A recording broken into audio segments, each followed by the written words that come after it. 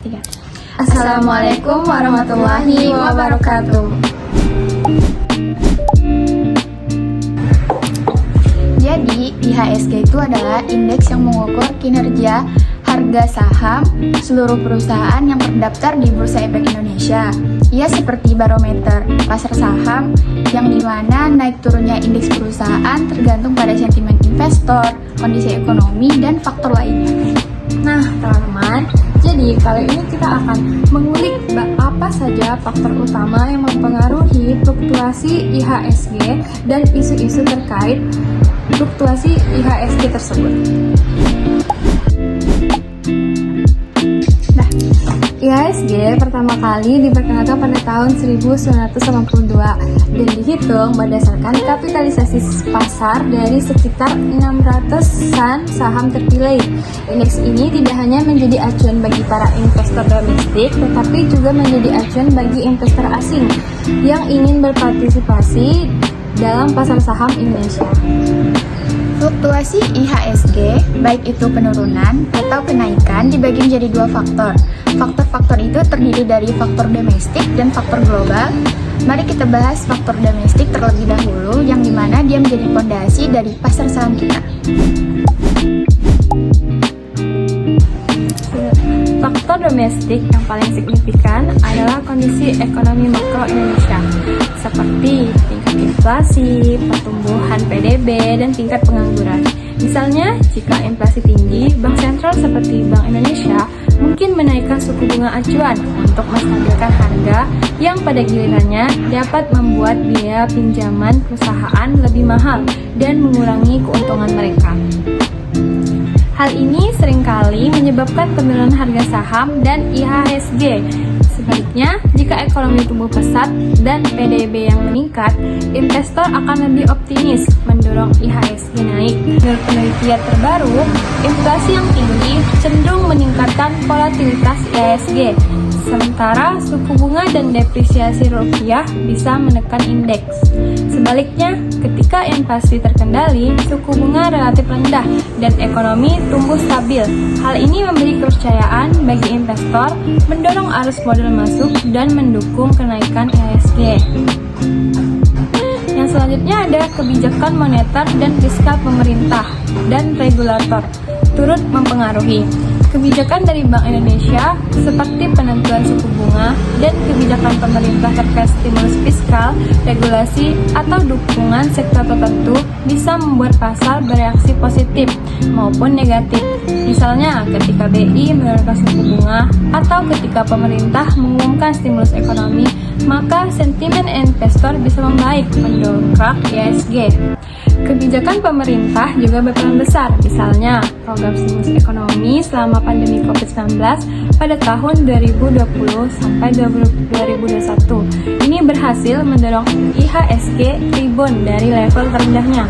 Namun, jika ada kebijakan yang tidak pro investor seperti pajak yang tinggi atau regulasi yang ketat, bisa memicu penjualan saham besar-besaran.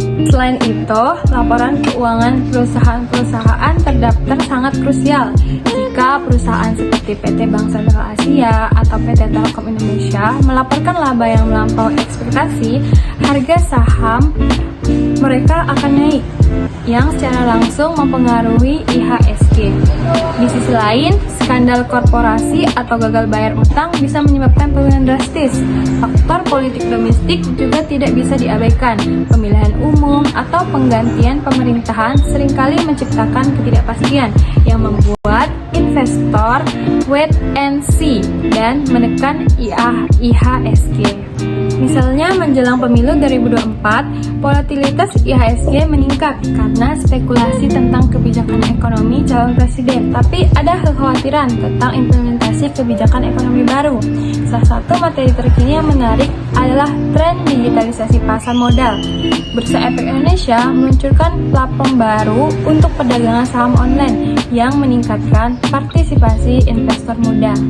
Selain itu, isu sustainability atau ESG atau Environmental, Social, and Government semakin penting. Perusahaan yang ramah lingkungan seperti PT Adaro Energi mendapat perhatian lebih, mendorong indeks sektoral seperti indeks ESG Leaders. Namun, tantangan seperti cyber security dan risiko penipuan investasi online juga muncul dengan kasus-kasus penipuan saham yang meningkat. Materi lainnya yang berhubungan dengan IHSG adalah peran investor, institusi versus retail. Pada 2023, investor asing masih mendominasi dengan kepemilikan sekitar 60%, tetapi investor domestik retail tumbuh pesat berkat aplikasi seperti Bybit atau Stockbit. Ini membuat IHSG lebih sensitif terhadap sentimen lokal.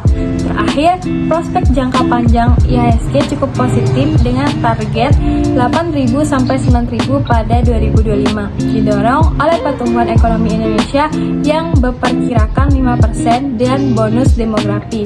Namun, resiko seperti perubahan iklim atau krisis energi bisa menghambatnya. Lebih jauh, struktur pasar modal juga berubah karena perilaku investor, termasuk meningkatnya peran investor retail atau termasuk kaum muda.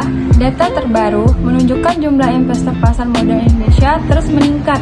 Dominasi investor muda atau di bawah 30 tahunan yang membuat dinamika pasar lebih cepat dan terkadang lebih sensitif terhadap sentimen jangka pendek. Selain itu, aspek regulasi dan reformasi pasar modal ikut mempengaruhi. Contohnya, regulator berencana menerapkan reformasi free-float recruitment untuk saham perusahaan publik di 2025. Hal ini dapat mempengaruhi likuiditas saham, struktur kepemilikan, dan persepsi risiko di pasar. Faktor yang tidak kalah penting yaitu kinerja korporasi atau emiten.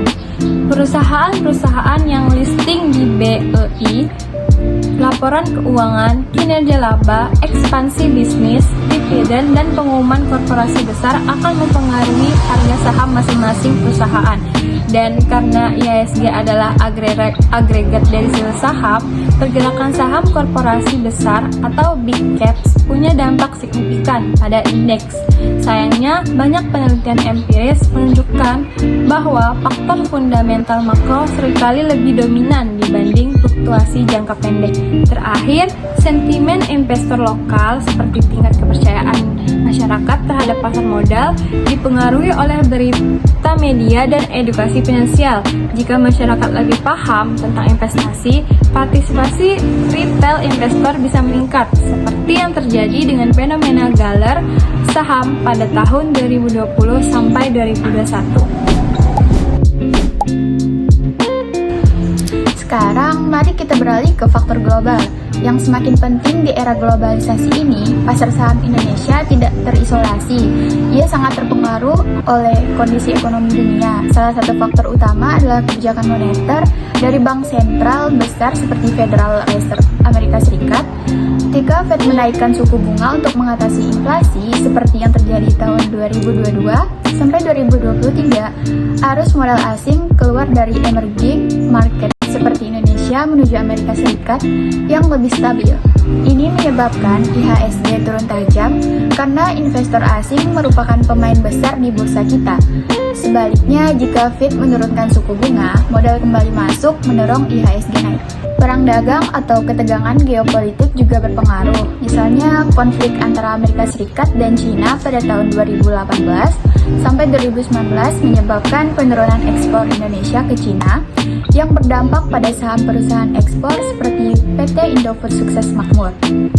Pandemi COVID-19 adalah contoh ekstrim di mana lockdown global pada 2020 membuat IHSG anjlok hingga 30%. Tetapi pemulihan vaksinasi pada 2021 mendorong rebound. Harga komoditas dunia seperti minyak, batu bara, dan nikel juga memainkan peran. Indonesia sebagai eksportir utama, harga saham perusahaan seperti PT Valet Indonesia naik ketika harga nikel global melonjak. Terakhir, sentimen global dari indeks saham dunia seperti Dow Jones seringkali berkorelasi dengan IHSG. Jika Wall Street jatuh, IHSG biasanya ikut terpengaruh karena efek domino. Selain faktor-faktor ini, ada juga variabel teknikal seperti volume perdagangan dan analisis teknikal, tetapi yang lebih menarik adalah isu-isu terkini yang sedang membentuk IHSG saat ini. pada tahun 2024, salah satu isu utama adalah inflasi global yang masih tinggi pasca pandemi, dengan Bank Indonesia menaikkan suku bunga hingga 6% untuk menjaga stabilitas rupiah. Ini telah membuat IHSG berfluktuasi dengan level tertinggi di atas 7.000 pada awal tahun, tetapi turun ke bawah 6.500 pada pertengahan tahun karena kekhawatiran resesi global. Isu geopolitik seperti perang di Ukraina dan Timur Tengah juga mempengaruhi harga energi yang berdampak pada biaya produksi perusahaan Indonesia. Dengan memahami faktor-faktor ini, kita bisa menerima bahwa naik turunnya IHSG bukan sekedar hasil spekulasi acak, melainkan refleksi dari kondisi fundamental ekonomi, kebijakan, dan persepsi pasar baik secara domestik maupun secara global. Isu dan berita terkini tahun 2025 yang relevan dengan IHSG. Baru-baru ini, IHSG menunjukkan koreksi meskipun banyak sektor saham menguat, misalnya penutupan pada 25 November 2025 turun 0,56% ke 8,52188. Namun, pada hari Jumat terbaru, IHSG sempat dibuka menguat 0,11% ke level 8.55.66 seiring pelaku pasar mencermati arah kebijakan moneter domestik menjelang 2026. Sebelumnya, pada 13 November 2025, IHSG juga menguat karena optimisme terhadap penurunan suku bunga Bank Indonesia dan stimulus ekonomi domestik. Di sisi lain, jika mayoritas sektor melemah dan transaksi harian saham besar tercatat tinggi, seperti pada 27 November 2025, IHSG dapat tergelincir, menunjukkan bahwa pergerakan indeks tidak selalu sejalan dengan semua saham. Situasi global juga tetap menjadi penentu, kabar dari luar negeri, harga komoditas, serta aliran modal asing terus dipantau investor karena bisa memicu volatilitas meskipun kondisi fundamental domestik relatif stabil. Sekian pembahasan kita terkait IHSG dan faktor-faktor yang mempengaruhi naik turunnya harga saham serta isu-isu terkini. Sampai jumpa di video selanjutnya. Bye-bye.